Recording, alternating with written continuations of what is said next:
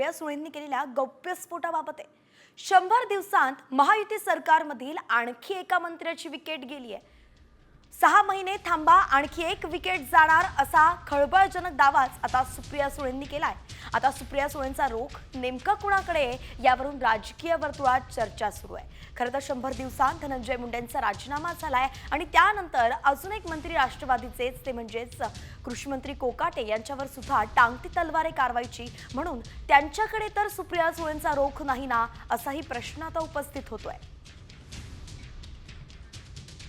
तर याचा आढावा बैठकीमध्ये सुप्रिया सुळे नेमकं काय म्हणाल्या आहेत आपण ग्राफिक्सच्या माध्यमातून पाहूयात. पहिल्या बॉल मध्ये 100 दिवसाच्या आत एक विकेट घेतली और अभी देखो होगा आणि सॉफ्ट टार्गेटच्या मागे नाही लागेल.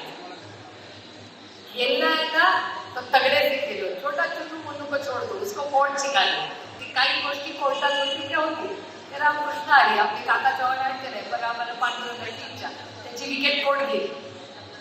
म्हणजे डबल डेंजर वाले ना त्यांच्या तर विकेट आपण त्याच्यात नको.